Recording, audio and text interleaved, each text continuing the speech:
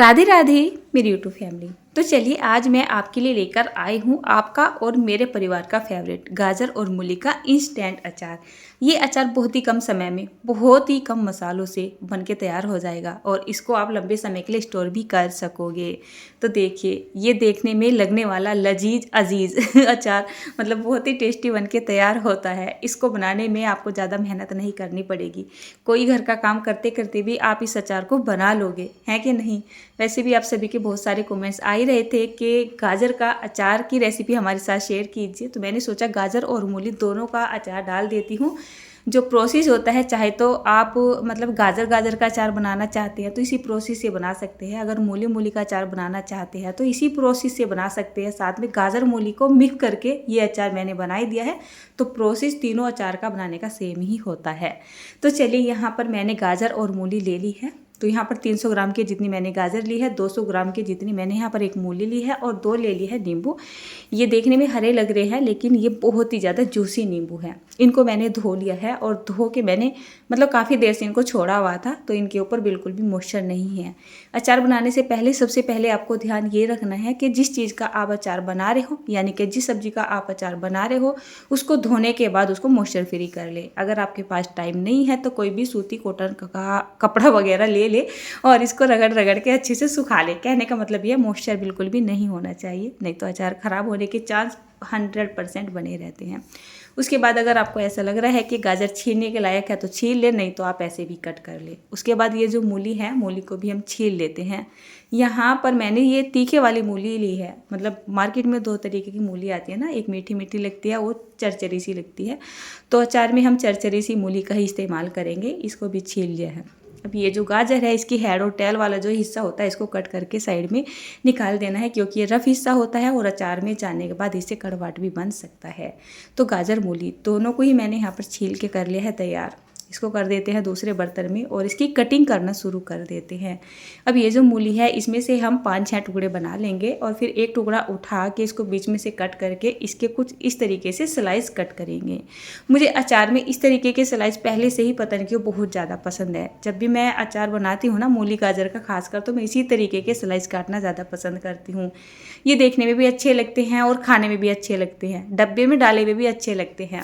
उसके बाद बारी आती है नींबू की। तो नींबू को भी हमें कट कर लेना है। चाहे तो आप इसको 4 टुकड़ों में कट कर ले, 2 टुकड़ों में कर ले, 6 टुकड़ों में कर ले या फिर 8 टुकड़ों में कर ले। यहाँ तक कि अगर आप चाहते हैं कि हम नींबू ना डालें तो जो 2 नींबू मैंने लिए हैं इनका हमें जूस निकाल लेना है, तो अचार में जूस डाल देना है। आज मैं विनेगर का इस्तेमाल नहीं करूँगी। बहुत सारे कॉमेंट्स थे कि दीदी हमारे पास विनेगर नहीं है, तो आप विनेगर का इस्तेमाल ना करके कोई और चीज़ का इस्तेमाल करें।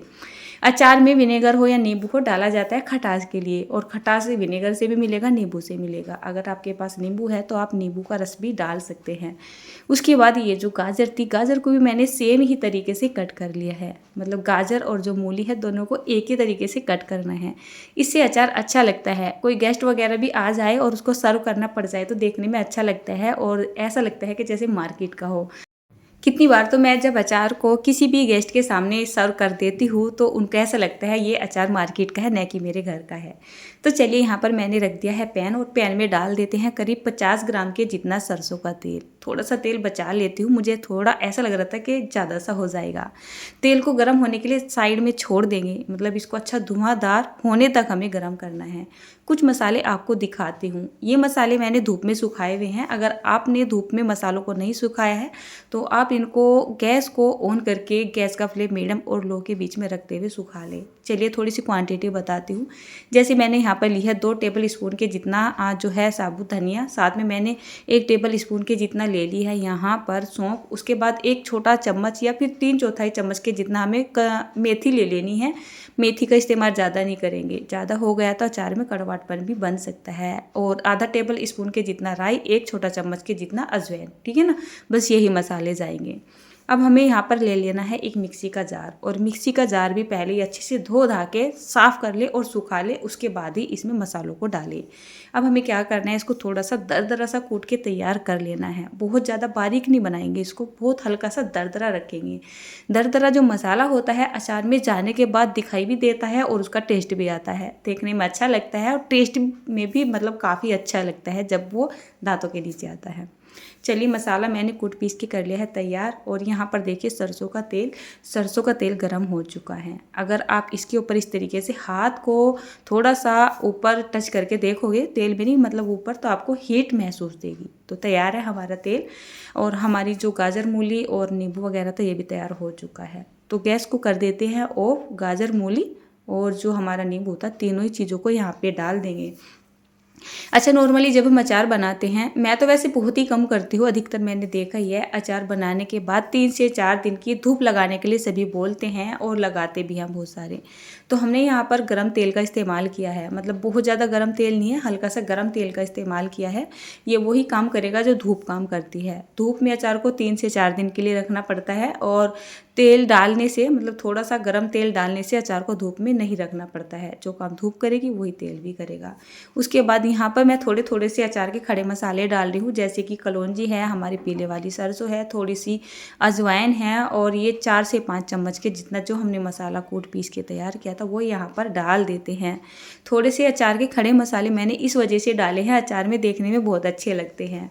और जब ये जो मसाले हैं ना, मतलब अचार में तैयार हो जाते हैं, और जब आप खाना खाते हो और आपके दांतों के नीचे आते हैं तो मस्त मज़ा आ जाता है। उसके बाद बेसिकली थोड़े से अपने बेसिक मसाले जैसे हल्दी है, नमक है, मिर्च है, और थोड़ा सा काश्मीरी लाल मिर्च पाउडर है वो डाल देंगे। ये जो काश्मीरी लाल मिर्च पाउडर है इसको मैंने घर पर ही बना के तैयार किया है, ये मार्केट का पाउडर नहीं है। अगर आप इसको डालना चाहे डालें, या फिर स्किप भी कर सकते हैं। आधा चम्मच के जितना हींग डाल देते हैं, ठीक है ना। तो बहुत ही बढ़िया ये हमारा अचार बनने जा रहा है। इससे ज़्यादा मसालों की इसमें ज़रूरत नहीं होगी। अब ये जो मैंने अचार का मसाला बना के रखा था, आप चाहे तो यहाँ पर और भी डाल सकते हैं। इस मसाले से आप बहुत तरीके के अचार बना सकते हैं, मतलब कोई भी आप अचार बना रहे हो, आम के अचार से लेके किसी भी गाजर, गोभी, मूली, नींबू, मतलब किसी भी तरीके का अचार बना रहे हो, सभी अचार में उस मसाले को डाल सकते हैं, क्योंकि वो एक अचार का ही सिंपल सा मसाला होता है। तो यहाँ पर देखिए मैंने इसको कर लिया है मिक्स, और जैसे जैसे टाइम बीतता चला जाएगा अचार में रंगत बढ़ती चली जाएगी। आप देख रहे हैं ना, आँच के ऊपर जब रखा हुआ था, मतलब स्टोव के ऊपर रखा हुआ था, इसमें इतना अच्छा कलर नहीं आया था। तो धीरे धीरे जैसे इसका टाइम बीतता जा रहा है, ये अचार हमारा एकदम तैयार होता जा रहा है। तो चलिए अभी मैं क्या कर रही हूँ, शाम का ही टाइम हो रहा है, इसको डब्बे में कर देना है। तो डब्बे में करने से पहले मैं आपको बताऊँ, कोई भी आप एक कोयला ले ले, उसके ऊपर थोड़ा सा हींग डाल दे और उसके ऊपर ये जार रख दे, ठीक है, और 5 से 7 मिनट के लिए इसको रखा रहने दे। इस डब्बे में अचार डालने से अचार का जो टेस्ट है ना, 2 गुना नहीं 4 गुना नहीं, पता नहीं है कितना गुना बढ़ जाएगा। और साथ में ये अचार कितनी बार ऐसा होता है ना कि फफूंदी लग जाती है किसी किसी के अचार को, है ना, तो वो नहीं लगेगी। जो हमने इस डब्बे को एक तरीके से धुआं रहित नहीं, धुएं के साथ नहीं, क्या बोलूँ मैं इसको, मतलब हमने इसको तैयार कर लिया है ना, तो ये आपके अचार में खुशबू भी बढ़ाएगा, साथ ही साथ अचार को ख़राब होने से भी बचाएगा, और इसको लॉन्ग लाइफ देगा, है नहीं। तो इस तरीके से आपको डब्बा तैयार कर लेना है। तो मैंने दूसरा डब्बा तैयार किया है, इसमें तो मैंने ऐसे ही डाल दिया है, क्योंकि ये अचार है ना मेरे घर में ज़्यादा दिन रुकने वाला नहीं है, बस ज़्यादा से ज़्यादा 2 या 3 दिन। मैंने क्वान्टिटी में इसको बहुत ज़्यादा नहीं बनाया है। तो चलिए यहाँ पर मैंने एक छोटे से डब्बे में तो इसको कर दिया है। अब मैं इसको कर लेती हूँ जो सा डब्बा मैंने बना के तैयार किया था। और ये जो आप अचार है ना, इसको आप साल भर तक भी आराम से स्टोर करके रख सकते हो, बट इसको स्टोर करने के लिए आपको फ्रिज की ज़रूरत पड़ेगी। हमने इस अचार को धूप में नहीं सुखाया था ना, तो हो सकता है इसमें फफूंदी वगैरह आ जाए, बाई चांस मैं बोल रही हूँ, वैसे मुश्किल ही है, बट अगर आ जाती है तो उससे बचने के लिए आपको ये फ्रिज में स्टोर कर देना है। और हाँ, एक चीज़ का और आपको ध्यान रखना है, अगर आपको लॉन्ग टाइम के लिए अचार को स्टोर करना है तो इसको तेल से भर देना है, आपका अचार बिल्कुल भी ख़राब नहीं होगा।